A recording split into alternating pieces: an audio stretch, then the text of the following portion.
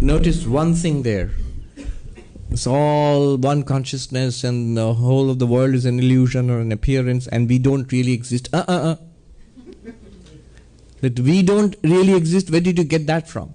Advaita Vedanta is just the opposite. You are the only thing that really exists. If you say in a dream, whatever is appearing in the dream, it's a part of the dream, it really doesn't exist. But there's one thing that exists. You, the dreamer, exists, because of which the dream appears. That was the whole story of the Emperor Janaka, who dreamt that he was defeated in a battle and then he lost his kingdom. And then he woke up and then he started thinking, is this real or was that real? And the great sage Ashtavakra comes to him and says that defeat and the enemy and the loss of your kingdom, it's not there now. You can clearly see it was a dream. So that's not real. But this, the glory and power you have sitting on the throne surrounded by your wealth and magnificence, this was not there in that dream. So this is also not real.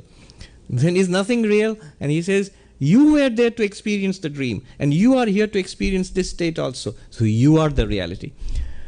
So Advaita Vedanta, one thing that Advaita Vedanta never compromises on is it never says we don't exist. In fact, you do exist. You are the reality. It's just that you don't know what you truly are. What is the American phrase? You're selling yourself short. You're selling yourself short.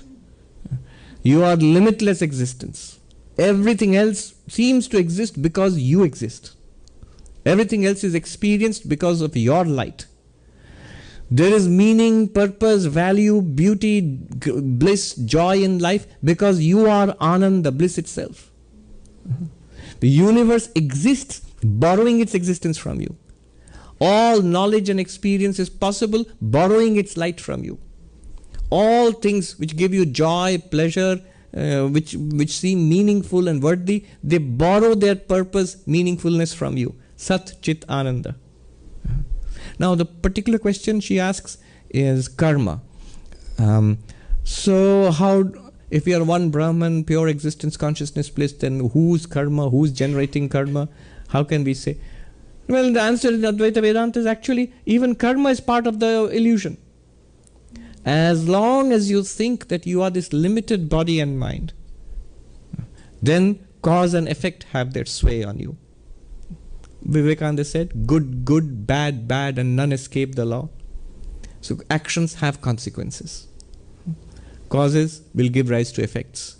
What we are experiencing now are the effects of things in ancient times. And what we do now will be experienced in future times. That's the story. Emphasis on the word story. That's taken as real from a dualistic perspective. That's real. But from an Advaitic perspective, that's part of the movie. That's part of the dream. That's part of the story. That makes sense, but it's still a story.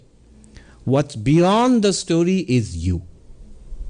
Limitless existence, consciousness, bliss. Vivekananda's poem, good, good, bad, bad, and none escape the law. Whosoever wears a form, wears the chain too.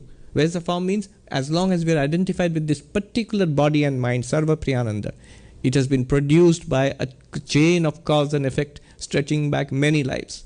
And I cannot escape this. It will continue. Whosoever wears a form, wears the chain too. Then what about Vedanta? What's the point? What are we doing here?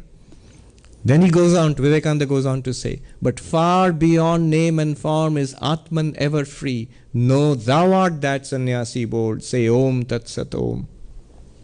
Realize who you are, you will see you are not part of the movie.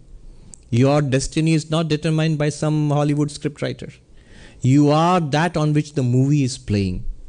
Multiple movies may play, tragedies and comedies, or they may not play, you are still exactly the same. You make possible these movies. You make karma possible. The dream of karma, you make it possible. But you are not trapped in the dream of karma. You are beyond it. You transcend it. You just have to realize what we realize what we truly are. You will see you are already free. He says, another place, the same poem, chains though of gold are not less strong to bind.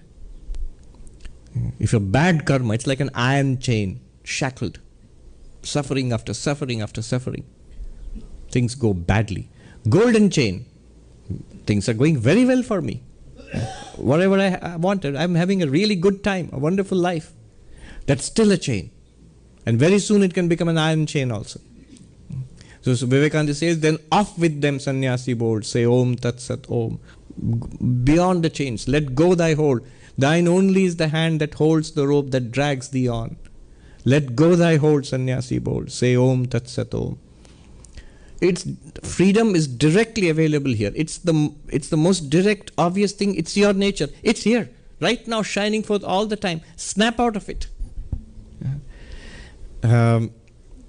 Vivekananda says, it's a very radical statement. What ideal will you follow? There is no ideal besides you. It points you back to yourself.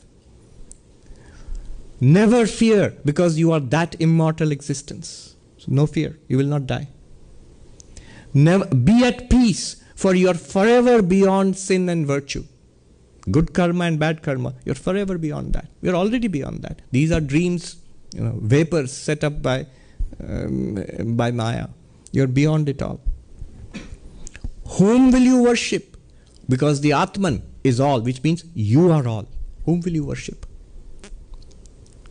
Then he goes on to say, let go of all talking and all thinking. Say only, I am the Atman, I am the Atman. That is all that is needed.